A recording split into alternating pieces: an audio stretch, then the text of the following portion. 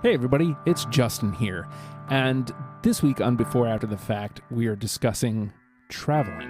And if you'd like to hear the whole thing, patreon.com/ohhijustin. But here's Christina, Joe, and myself discussing traveling to go see a band. You said 8 hours. You said you went 8 hours to go see Blink-182. I was wondering, number one, is there another trip that you've been on like that where you drove that long to go see a band, or is there a band that you would travel that long for still around? So I haven't. That was the longest trip I've ever taken to go see a band. I would definitely travel that far, if not farther, to go see the Story. Actually, you know what? I did take a trip longer than that. I flew to San Diego to see the Story so far. Yeah. At least mileage-wise, for sure. Yeah, well, actually, so it ended up being longer because that was a full day of travel. Where, well, I guess, okay, technically, because I drove down to South Carolina and drove back in the same day, but I flew across the country to see the Story so far. So that's pretty massive. Yeah.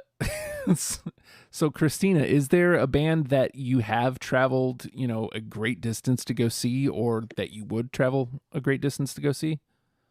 Well, yes, I live in the middle of nowhere. So seeing anybody does require like a minimum of like 4 hours of travel, usually. Like not a lot of people come to Fargo. It just doesn't happen. So Minneapolis is generally the closest, and I've done that many, many times, and it's usually like 3.5, 4 hours. But I've driven from Fargo all the way to New Jersey to Asbury Park. Got to see Gaslight Anthem and Jimmy Eat World, and I believe I saw Yellowcard at that festival, if I remember correctly. And it was Bayside was there. It was really, really cool. So that was super fun. I drove all the way to Austin, Texas and back and saw Band of Horses, which is 24 hours down. Oh, jeez. Wow. I think New Jersey was like 22 or 23, and then Texas was 24. So saw Florence and the Machine, Foo Fighters, Band of Horses. It was really Shaky Graves in his hometown, which was super, super cool. And then flew to Atlanta to see Shaky Knees Festival and saw Shaky Graves there as well. Saw Jane's Addiction, Deftones, Explosions in the Sky. Yeah, that was really cool. The longest I've driven recently, though, about a year ago, for my birthday last year, I drove to Wichita, Kansas from Fargo, which is about 10.5 hours, and I went to see Guns N' Roses. Ooh.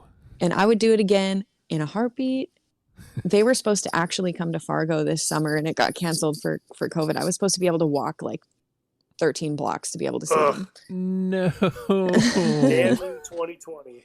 I know, it was the worst. I was like, oh man, I drove 10.5 hours one way to go see Guns N' Roses, and then now they're going to be in my backyard, and I can not have to plan out an entire week to drive down there and back. And it was awesome. Guns N' Roses, it's one of those where you were like, maybe Blink-182 is going to call it and I won't be able to see them again. It was the same thing with Guns N' Roses. I was like, man, they did call it quits. Yeah. And then somehow the stars aligned, and I got to see Slash, Duff, Axl all together. And Duff McKagan's probably one of my favorite musicians of all time. So it was really cool to be able to see them. And they played Locomotive for the first time in 28 years or something at the show that I was at. So it was really cool. I'd definitely do it again. And there you have it, discussing traveling to go see bands. You can hear that entire conversation on patreon.com/ohhijustin on the After the Fact from that week. Also, if you'd like to hear our discussion on Yellowcard, it comes out Thursday. Every episode of Deprogrammed is available on Thursdays, and it comes out on all podcast platforms. Would love to have you aboard.